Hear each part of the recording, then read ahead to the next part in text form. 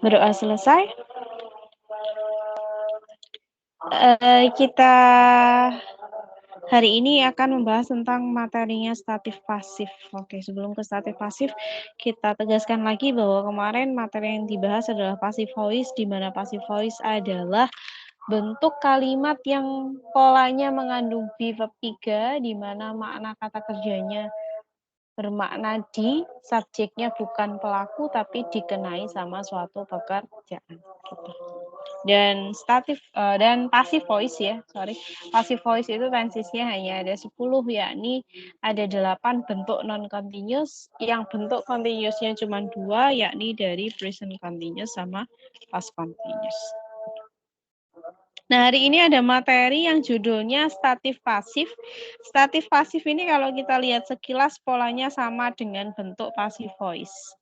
Apa sih yang disebut statif pasif? Nah, statif pasif itu adalah kalimat yang dia juga punya pola verb 3. Tapi verb 3-nya di situ bukan passive voice ya. Kenapa bukan passive voice? Karena verb 3-nya bermakna keadaan. Berbeda dengan di passive voice. Kalau passive voice, verb 3-nya bermakna aktivitas. Kalau ini bermakna keadaan. Menunjukkan makna keadaan. Berarti kalau menunjukkan makna keadaan, verb 3-nya itu berkelas kata adjektif. Dia strukturnya nanti berbeda.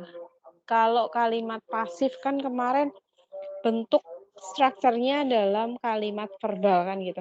Kalau passive voice ini berbeda. Kalau kita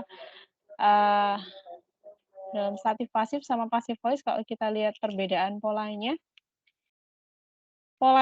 memang sama-sama verb 3, bedanya kalau passive voice B-nya sebagai auxiliary, verb 3-nya sebagai ordinary atau kata kerja utama, sedangkan kalau statif pasif verb 3-nya itu justru sebagai ordinary-nya atau sebagai kata kerja utama. Dan verb 3-nya bukan verb ya, tapi dia berstatus sebagai adjektif. Jadi kalau dilihat ya. Izin bertanya, apa ini semacam bentuk nominalnya dari pasif? Kalau dikatakan nominalnya dari pasif, enggak sih ya. Dia memang bentuk kalimat nominal. Tapi maksudnya bukan nominalnya dari kalimat pasif itu enggak. Dia memang punya bentuk kalimat nominal, di mana kalimat nominalnya yang polanya juga menggunakan verb 3, dan verb 3-nya khusus yang punya kelas kata adjektif. Kan banyak ya. Terima kasih. Oke. Jadi kan banyak teman-teman tuh verb 3. Verb 3 itu kan banyak. Nah, verb 3 yang digunakan di statif pasif ini harus verb 3 yang mengandung kelas kata adjektif. Berarti nanti dicek dalam kamus ya. Apakah verb 3-nya ini masuk kelas kata adjektif atau tidak? Kalau memang dia tidak bisa masuk kelas kata adjektif, ya jangan dipakai di statif pasif. Itu poinnya. Jadi yang pertama tadi, kalau passive voice, kalimatnya harus dalam bentuk kalimat verbal kan gitu ya. Kalimatnya dikatakan verbal, karena ordinary-nya bukan dari anggota B ya, tapi ordinary-nya pakai bentuk verb 3. Kemudian kalau statif pasif, ini kalimatnya dikatakan kalimat nominal. Kalau kalimat nominal berarti verb 3-nya itu posisinya berada di posisi ini loh, subjektif complement. Jadi pola kalimat itu kalau dia ada ordinary berupa B, sudah pasti kan dia disebutnya dengan linking verb. Maka kalau ada pola subjek ketemu linking verb, maka kata kerja setelahnya bukan kata kerja ya, maka kata setelahnya pasti disebutnya dengan subjective complement, seperti itu. Sehingga kalimatnya disebut kalimat nominal. Kalau untuk membedakan secara sekilas, memang kalau passive voice ketika ada agent-nya nampak dia, tapi agent atau pelaku dalam kalimat pasif kan nggak selalu muncul ya. Maka nanti hati-hati kalau memang dia verb 3-nya tidak diikuti dengan agent. Perlu diwaspadai apakah dia memang benar passive voice atau statif pasif. Nah, verb 3-nya tadi harus verb 3 yang berkelas kata adjektif. Apa saja di antaranya? Contohnya yaitu ada bored, bosan. Kemudian ada broken, rusak. Kalau bored itu bentuk verb satunya apa kira-kira?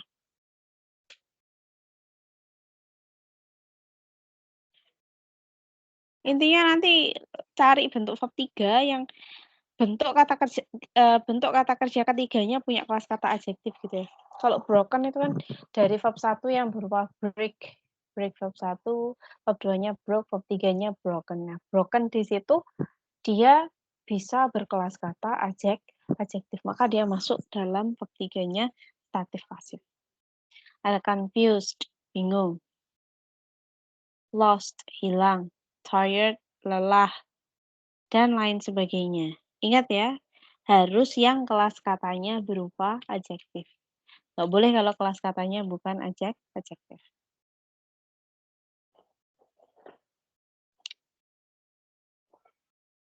Di situ ada note, verb 3 bermakna aktivitas, sudah pasti dia kalimatnya pasif, maksudnya passive voice gitu ya. Kalau verb 3 dalam statif pasif itu bermakna keadaan. Jadi yang menunjukkan makna keadaan.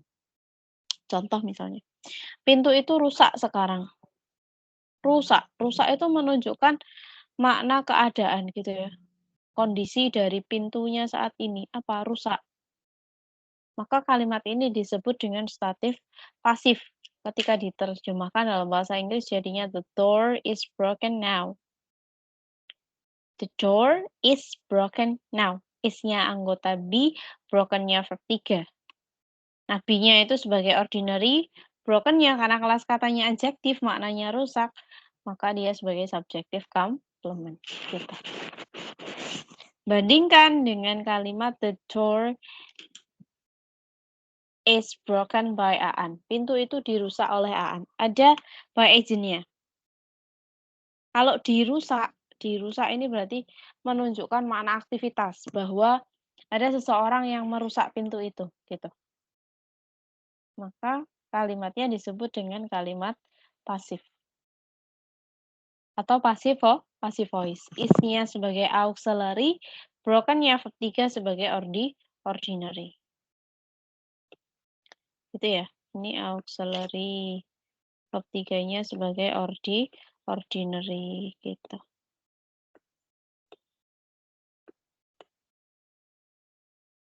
Udah, seperti itu. Coba kalau misalnya saya punya contoh kalimat begini. Ini dibandingkan ya. Mana pasifnya, mana statifnya.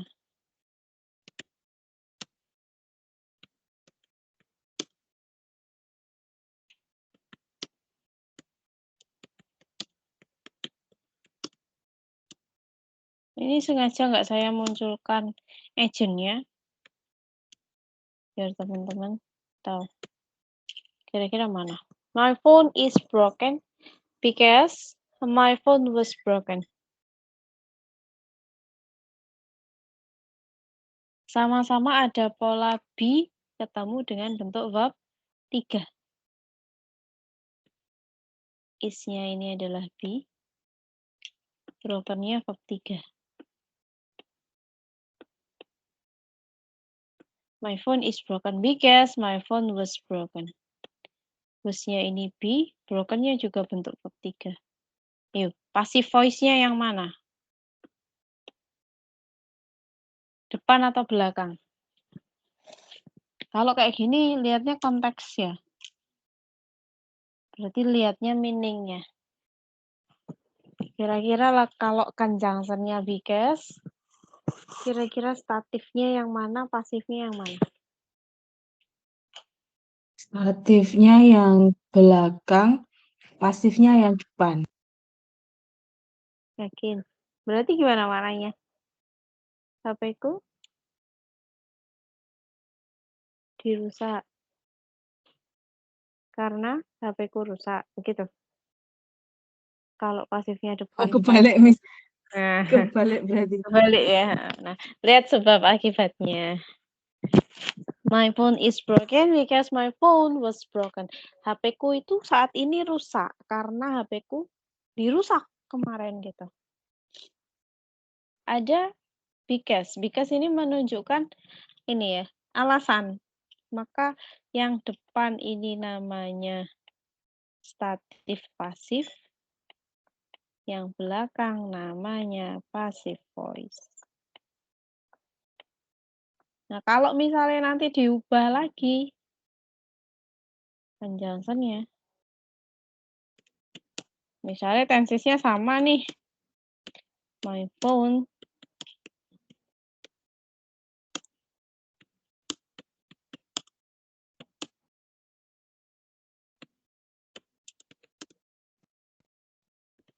kalau gini, pasifnya mana, statifnya mana? My phone is broken, so that my phone is broken.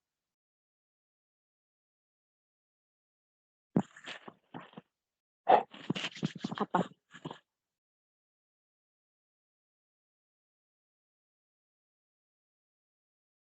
Pakai kata so that conjunction-nya.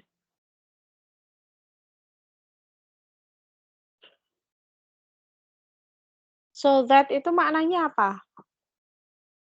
Maka dari semacam maka dari itu Maka dari itu bisa, sehingga bisa. Jadi, berarti gimana? Mana yang pasif, mana yang statif?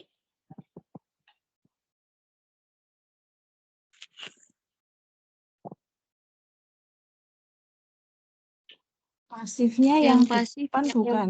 lawan Iya. bisa. Ya, kebalikan dari yang tadi karena so that itu menunjukkan result atau hasil, ya.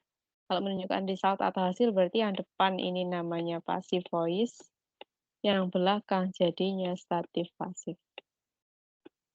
Ini maknanya adalah HP-ku itu dirusak sehingga hasilnya HP-ku rusak, seperti itu. Gitu ya. Kalau misalkan nanti ada kalimat dengan pola yang sama, strukturnya sama, nah maka lihat conjunction-nya. Tapi kalau misalkan memang verb 3-nya diikuti oleh by agent, sudah pasti dia dalam bentuk kalimat pasif atau passive voice gitu ya. Yang perlu waspada itu ketika dia tidak diikuti sama agent, maka perlu dihati-hati. Gitu. Oke, itu yang disebut dengan statif pasif, guys. Statif pasif ini materinya sebenarnya untuk membandingkan aja. Apa sih bedanya bentuk verb 3-nya statif pasif sama passive voice gitu. Bedanya di jenis kalimat ya. Jenis kalimatnya kalau statif pasif itu nominal, kalau passive voice kalimatnya verbal. Oke, ada pertanyaan dulu mungkin sebelum kita lanjutkan? Tidak ada? Kalau tidak ada, kita lanjutkan ke chapter berikutnya ya. Chapter 3. Causative verb. Judulnya causative verb. Cause itu menyebabkan kan gitu. Cause itu penyebab atau menyebabkan. Maka definisi dari causative verb di situ adalah bentuk kata kerja yang menunjukkan pihak pertama menyebabkan pihak kedua.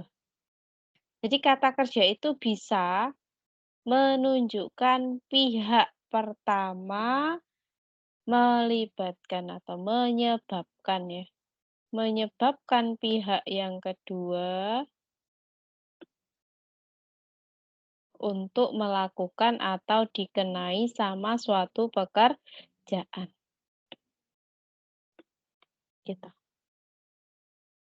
Intinya gini, kata kerja itu bisa mengindikasikan bahwa pihak pertama ini menyuruh pihak kedua untuk melakukan suatu hal gitu. Baik nanti menyuruhnya dalam konteks meminta baik-baik, memaksa atau bahkan merayu seperti itu. Contoh misalnya, Faik menyuruh Nelly mencuci baju. Jadi Faik itu jadi orang pertamanya atau pihak pertama. Menyuruh, kata menyuruh itu adalah causative verb-nya. Kata kerja yang menyebabkan pihak satu ke pihak dua melakukan suatu pekerjaan. Menyuruh siapa? Nelly. Berarti Nelly itu pihak dua. Nelly suruh ngapain? Mencuci baju. Mencuci baju adalah pekerjaan yang akan dilakukan oleh Nelly. Gitu. Dan catatannya di situ ya, dalam kalimat tersebut terdapat dua kata kerja, menyuruh dan mencuci. Dalam kasus ini, kata menyuruh adalah bentuk causative verb. Karena dia kata kerja yang menyebabkan pihak lain melakukan suatu pekerjaan berupa mencuci baju. Gitu. Itu guys. Contoh sederhananya dalam bahasa Indonesia. Nah, causative verb itu bentuknya ada 5 guys. Secara jenis dia terbagi menjadi 2 sebenarnya. Untuk certain causative verb ya, atau bentuk kata kerja yang bisa menyebabkan pihak pertama ke pihak kedua tadi, ada 2 jenisnya, yaitu ada kausatif murni, ada kausatif tidak murni.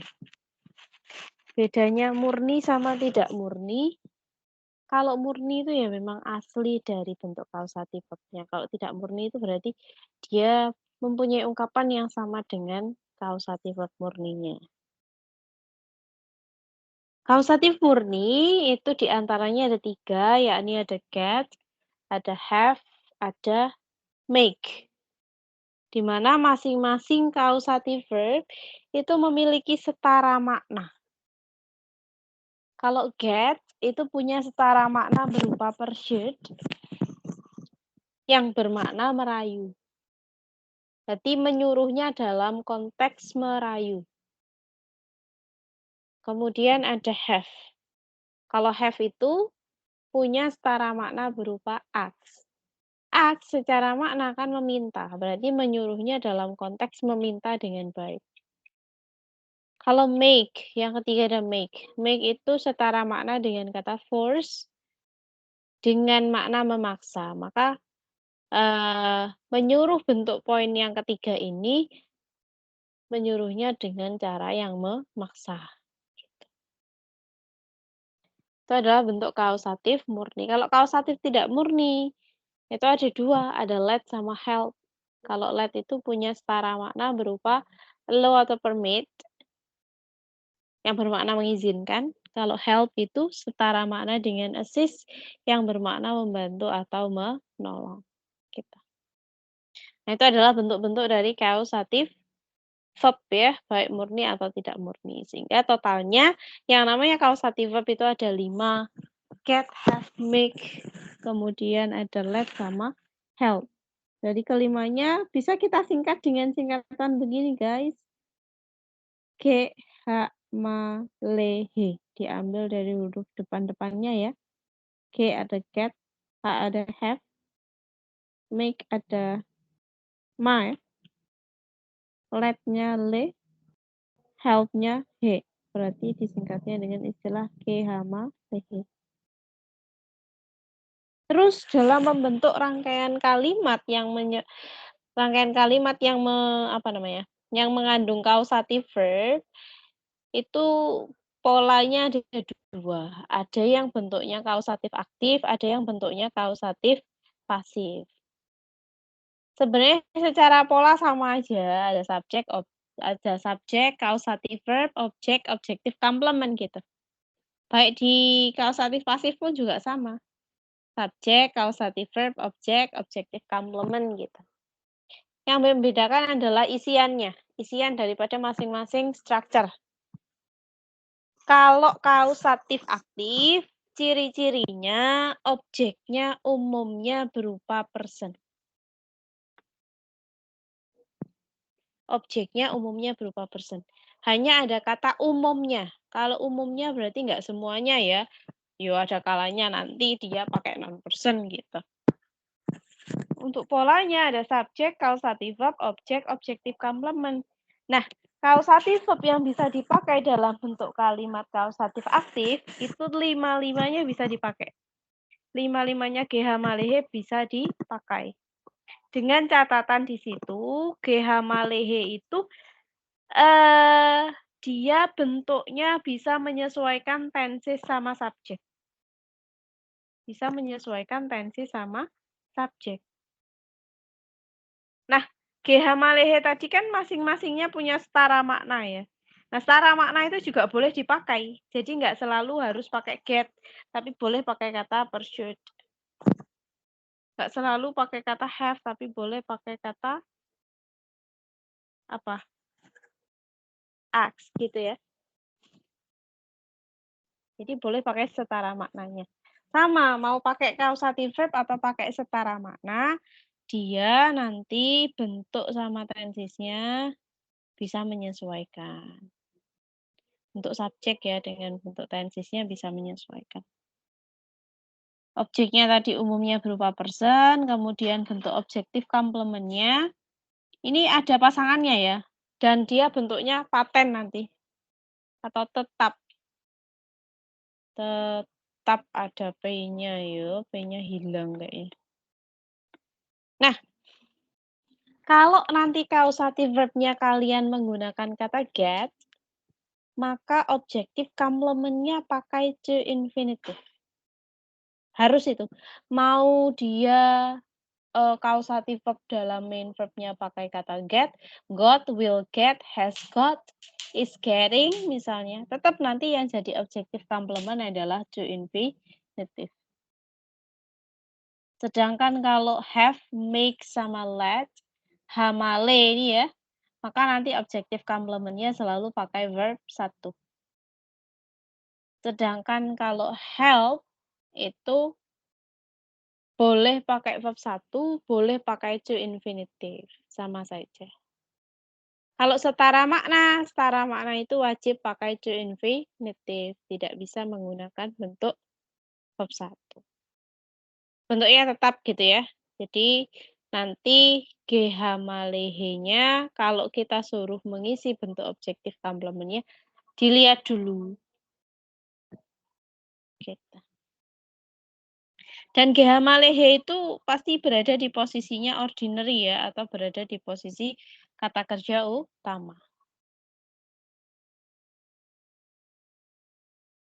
Bagaimana dengan kausatif pasif? Kalau kausatif pasif, umumnya objeknya berupa non-person. Tapi nanti tidak bisa dipungkiri ya, ada kalanya juga dia berupa person. Gitu. Secara polanya sama sih sebenarnya ya. Polanya sama, itu ada subjek, causative verb, objek, objective complement. Yang agak berbeda adalah penggunaan dari causative verb-nya. Kalau di yang causative aktif tadi 15 apa? Bentuk causative aktif tadi kok 15 sih apa namanya? 5 causative verb-nya itu bisa dipakai. Causative verb-nya atau setara maknanya bisa dipakai semuanya. Sedangkan kalau di causative pasif, causative verb-nya itu tidak bisa 5-5-nya dipakai. Tapi hanya menggunakan bentuk 2 causative verb saja, yaitu get sama have. Di mana get itu setara maknanya dengan pursuit, kalau have dengan ask. Gitu. Berarti yang boleh dipakai di causative pasif ada have, ada get, ada pursuit, ada ask. Itu aja. Sama ya, tetap sama, bentuknya bisa menyesuaikan tenses sama subjek. Objeknya umumnya non-person. Kemudian objektif komplement. Nah, kalau objektif komplement ini baik get ataupun have dia pakai bentuk verb 3. Kalau setara makna pakainya to plus be plus verb 3. B-nya tetap dalam bentuk be ya. To plus be itu maksudnya gitu. Jadi harus to be, B-nya nggak boleh diubah-ubah karena to harus ketemu verb 1. Baru ketemu verb 3. Gitu. To be, B-nya tetap baru ketemu verb 3 nanti setelahnya. Nah itu guys perbedaan dari kausatif aktif sama kausatif pasif.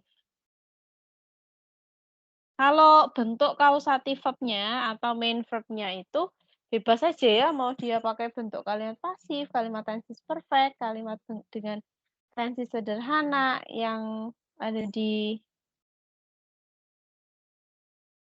HP 2 sebelumnya dibahas gitu ya. Bahas aja deh. Contohnya bagaimana? Contohnya kayak gini. Aan meminta Hayati mengerjakan tugasnya. Aan ini berarti pihak pertama. Ngapain Aan? Meminta. Meminta siapa? Hayati. Berarti Hayati ini pihak kedua. Berarti meminta ini termasuk causative verb. Aan meminta Hayati. Ngapain? Suruh ngapain Hayatinya? Mengerjakan tugasnya. Maka kalau kita menggunakan bentuk causative verb, jawabannya adalah Aan has. Aan itu kan tunggal ya, maka pakainya has. Aan has Hayati. Karena has itu tadi di GH Malehe pasangannya adalah verb 1, maka kalimatnya menjadi Aan has Hayati do his duty. Gitu. Kalau has-nya diganti dengan bentuk setara makna ya boleh. Setara makna dari kata ask, setara makna dari kata has adalah ask. Maka kalau pakai ask, di sini pakainya adalah to do. Gitu. Beda bentuk ya. Kalau has pakainya do, kalau ask pakainya to do. Gitu. Contoh lagi. Nelly menyuruh Faik menyapu lantai. Berarti kalau kita menggunakan kata gets, berarti Nelly gets Faik to sweep the floor. Kenapa to infinitive? Karena get itu pasangannya to infinitive. Nelly has Faik sweep the floor. Kalau pakai kata has, berarti pakainya adalah verb 1. Kalau gets to infinitive. Kalau makes itu juga pakainya verb 1. Kalau yang dipakai kata persuades, maka pakainya to infinitive. Begitu. Itu adalah bentuk-bentuk variasi kalimat yang digunakan untuk menunjukkan causative. Terus berikutnya Niko meminta kamarnya dibersihkan segera. Maka ini yang jadi pihak pertama adalah Niko. Pihak keduanya apa? Kamarnya. Meminta adalah bentuk dari causative verb. Meminta tadi dia digambarkan dengan kata kerja berupa have ya ataupun ask. Kalau kita menggunakan kata has jadinya Nico has his room cleaned soon. Nah, ini namanya kausatif pasif. Kenapa dikatakan kausatif pasif? Karena bentuk pihak keduanya bukan person, melainkan non-person, kamarnya. Berarti kan pasif nih, dibersihkan. Maknanya pun juga pasif, dibersihkan. Maka jadinya Nico has his room cleaned soon. Has punya setara makna berupa ask, gitu ya. Kalau has his room berarti cleaned soon. Kalau ask his room berarti to be cleaned. Gitu.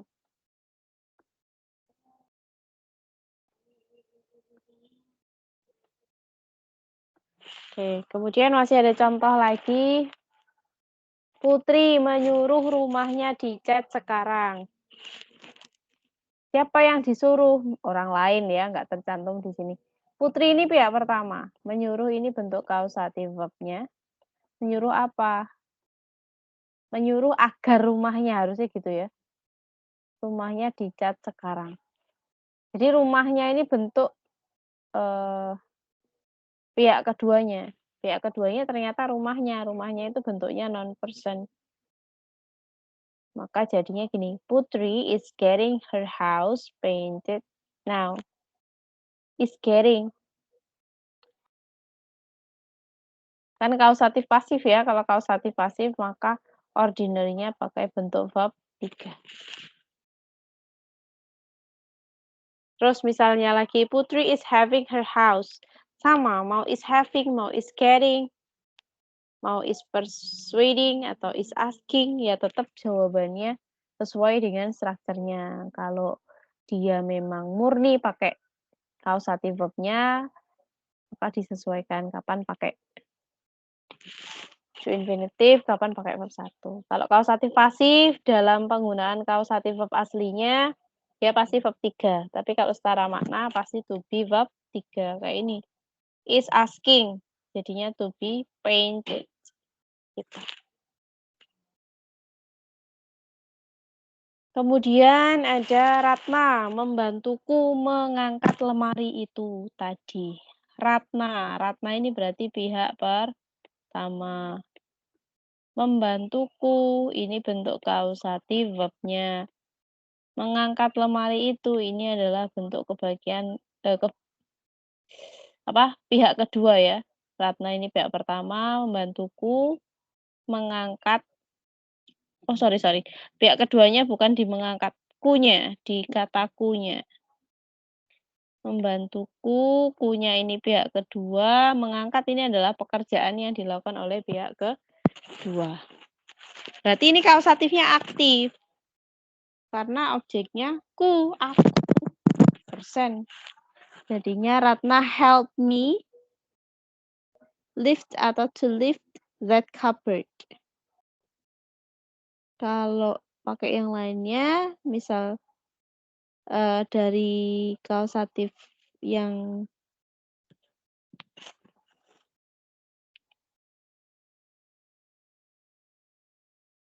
tidak murni ya.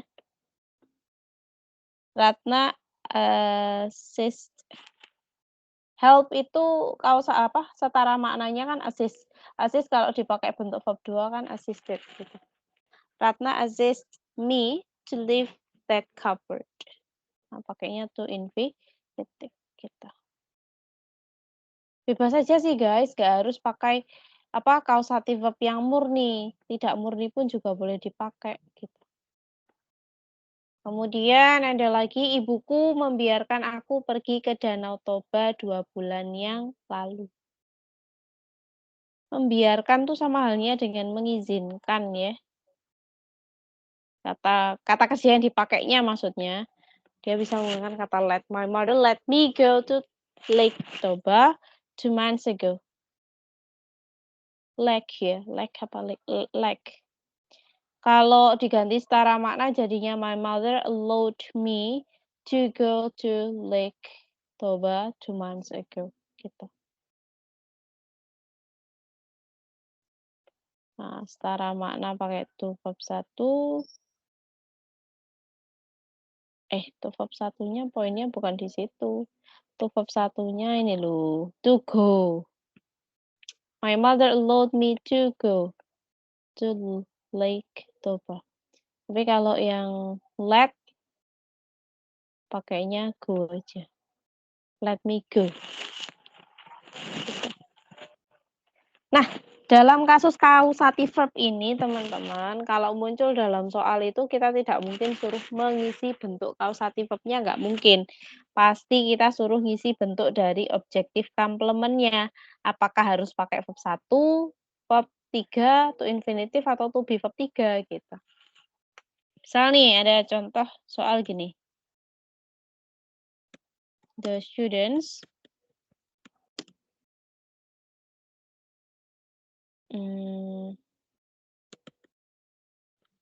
gini deh, the teacher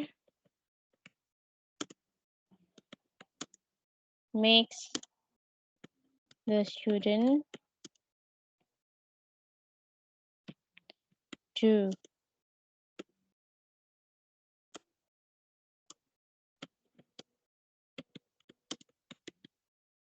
titik. The teacher makes the student do bla bla bla the task well. Kita suruh ngisi bentuk titik-titik di sini. Bentuk titik-titik itu adalah posisi objektif komplementnya. Berarti kalau di situ dia pakainya causative verb-nya berupa mix, maka objeknya pakai apa?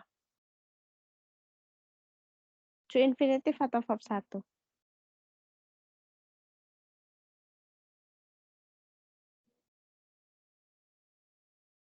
Pakainya apa, teman-teman? Verb 1. Iya, Verb pakainya 1. verb 1. Betul. Pakainya verb 1. Berarti jawabannya tetap do gitu ya. Terus misalnya tak ganti. Ganti, misalnya diganti gini.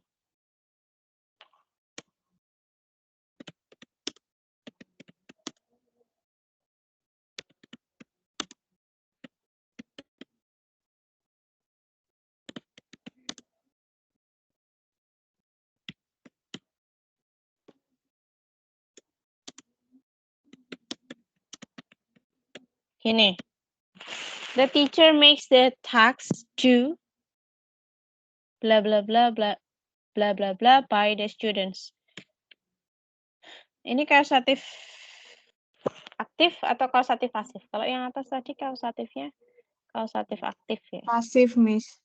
Kalau yang Karena bawah ada pasif. agentnya. Iya, betul. Karena ada agentnya.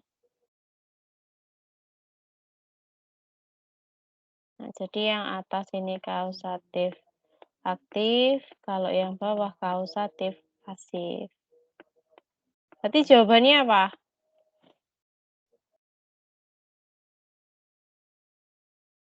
Kausatif pasif yang dipakai mix.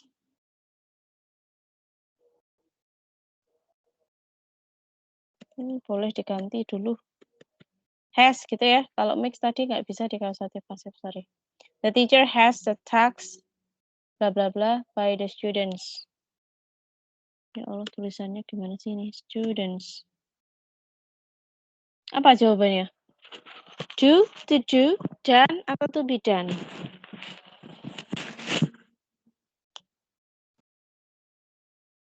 Dan.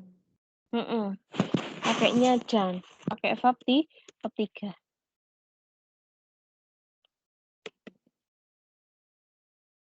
Terus kalau gini misalnya. The man asks you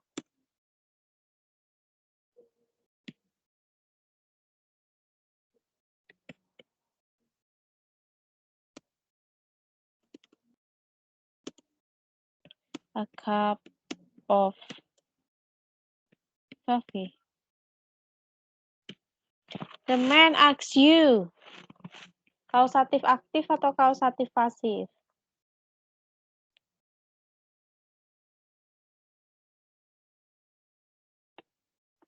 Pria itu memintamu membuat secangkir kopi.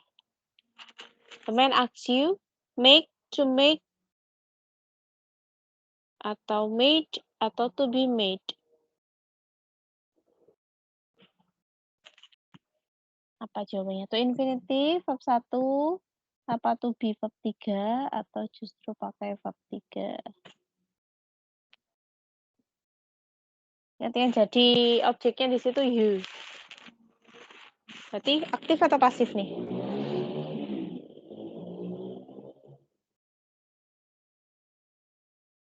Aktif, aktif, Miss.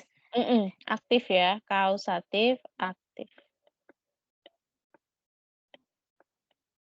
Berarti aks itu kausatif verb atau setara makna? Setara makna. Setara makna. Kalau setara makna berarti pakai verb apa? Kalau aktif berarti pakai to infinitive. Iya, jadinya Jadi to make. to make. To make.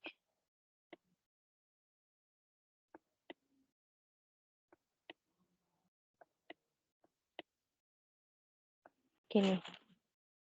Terus lagi.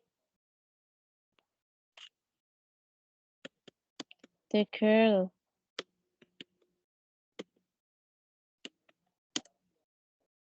persuaded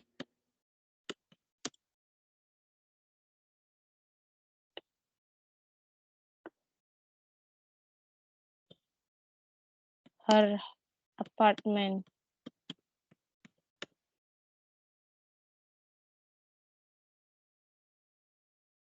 The girl persuaded her apartment sell.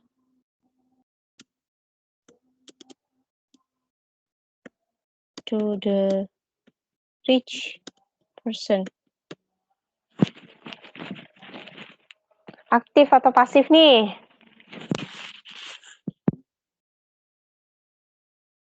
Ada persuaded. Kemudian setelahnya ada her apartment, berarti objeknya apartemennya. Apartemennya person atau non person?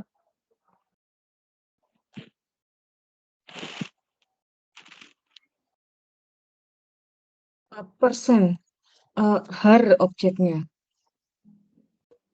Itu satu rangkaian, her apartment. Apartemennya berarti dia. non-person. Berarti non Berarti person. non-person nih. Iya. Kan jadi satu, berarti non person. Berarti kalau non person aktif atau pasif? Kalau non-person berarti Kausatif. pasif. Pasif. Kalau kausatif pasif, nah di sini persuaded yang dipakai setara makna. Maka di sini pakainya apa? Verb 3 atau to be verb 3?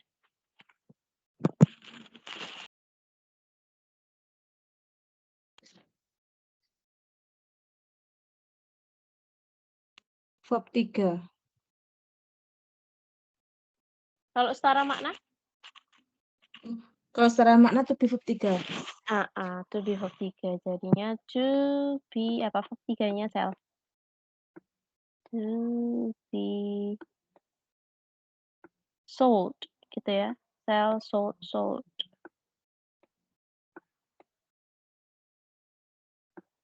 Dah, gitu.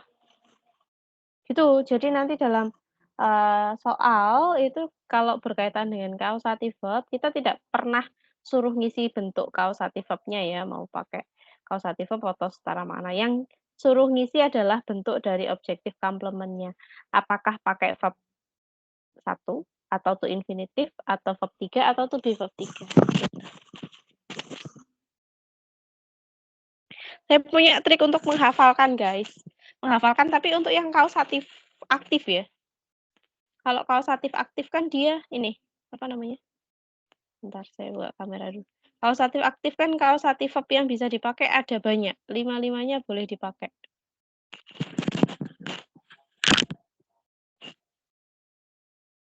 Nggak bisa di-open sih kameranya.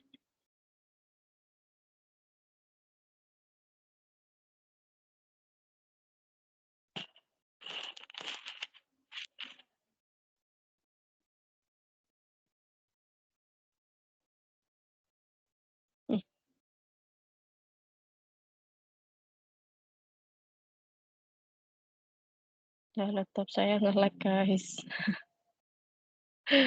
Sebentar.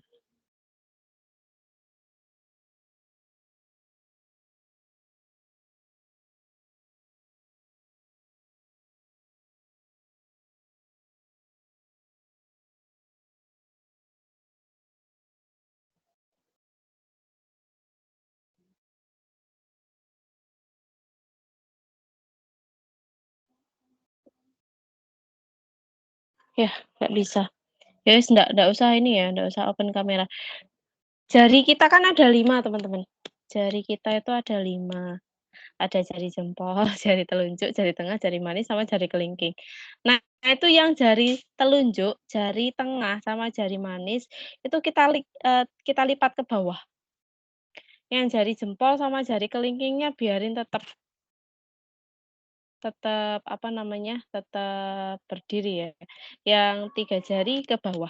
Nah, untuk jari jempol itu digunakan ketika get. Anggap aja jari jempol ini posisinya get. Kalau yang 3 jari ke bawah itu anggap aja itu punyanya have ya, have, make, sama let. Yang jempol tadi kan get. Get, kemudian have, make, sama let. Dan jari kelingking untuk help. Maka komplit ada 5 kausatif verb GH malehe. Nah, kalau di posisinya jari jempol yang get, itu objektif complement-nya harus pakai to infinitive. Harus pakai to infinitive. Kalau yang 3 ke bawah, male, have, make, sama let, itu pakainya harus verb 1. Kalau yang di jari kelingking, yang held tadi, boleh pakai to infinitive, boleh pakai verb 1. Tidak ada beda makna ya, maknanya sama. Gitu. Nah, terus kalau untuk setara makna gimana? Setara makna kita ikutkan ke get. Get itu harus pakai bentuk to infinitive, begitu. Nah, kalau kausatif pasif kan cuma 2 dia. Get sama have dan setara maknanya cuma persuade sama ask. Gitu. Dan nanti kalau yang dipakai kausatif verb asli kan pakai verb 3, kalau setara makna to be verb 3, begitu. Oke, gitu guys. Ada pertanyaan sampai sini? Boleh bertanya, silahkan.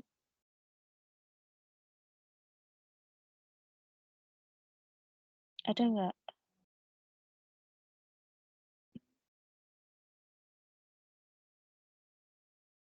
Tidak ada ya sejauh ini, aman? Aman, Miss. Aman. Tapi perlu kejelian ya, kalau untuk kausatif verb biasanya nanti kalau udah di soal-soal ujian kayak gitu, bentuk kausatif verb ini sering nggak nampak. Kadang teman-teman tuh sering nggak mention bahwa dia adalah bentuk kausatif verb.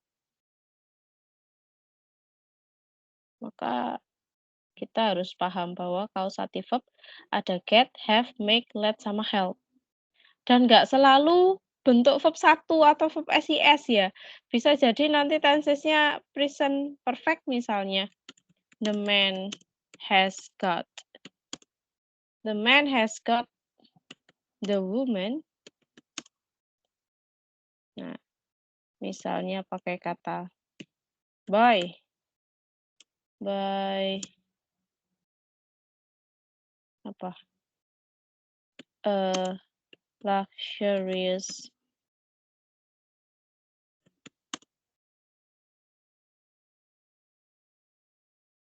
luxurious car misalnya gini. The man has got the woman. Kalau ada has itu kan bentuk auxiliary dari tensesnya perfect. Got itu bentuk ordinary-nya has got. Berarti nanti yang dianggap kausatif verb-nya itu yang belakang. Kenapa gitu? Karena yang depan ini auxiliary. Ya, yang belakang ini ordinary. Gitu. Berarti kalau seperti ini, jawabannya pakai kata to by. Kenapa? Karena dia kausatif aktif. Ya termasuk kausatif aktif. Boleh juga nanti menggunakan kata has got-nya diganti menggunakan kata is getting. Nah, boleh gini juga, is getting. Kalau is getting berarti ordinary-nya ada di kata getting. Berarti get-nya itu, getting-nya itu yang sebagai kausatif verb-nya. Gitu.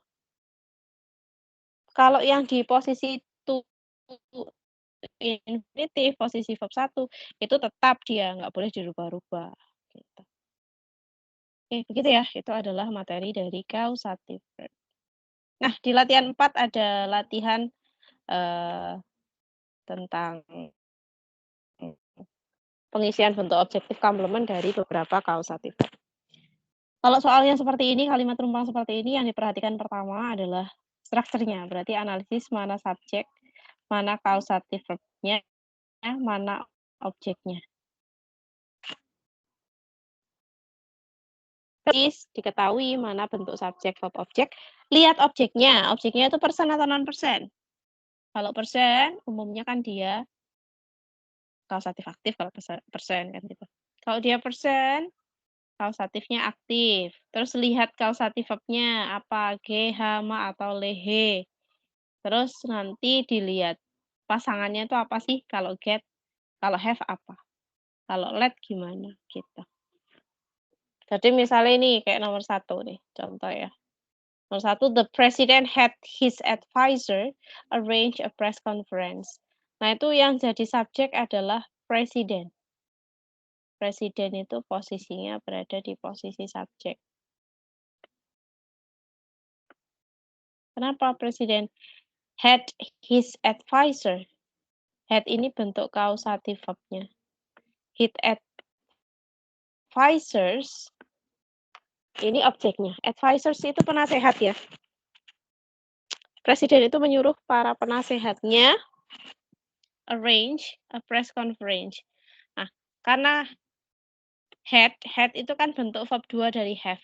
Have itu pasangannya pasti bentuk verb 1, maka jawabannya tetap menggunakan kata arrange.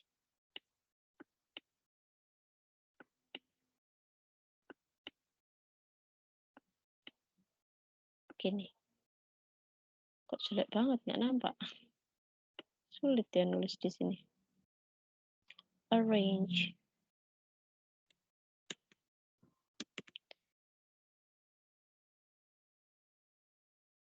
Dah, seperti itu. Nggak boleh pakai to arrange. Kenapa? Karena bukan setara makna. Seperti itu. Oke, gitu guys nanti cara pengerjaannya. Jadi lihat objeknya person atau non-person.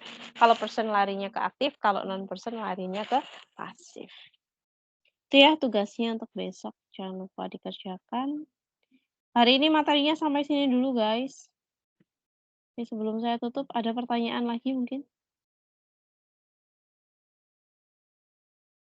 Tidak ada? Kalau tidak ada, materinya itu dulu ya. Semoga bisa bermanfaat. Kita akhiri dulu kelasnya. Let's close our class today by saying alhamdulillah together. Alhamdulillahirabbil alamin. Assalamualaikum warahmatullahi wabarakatuh.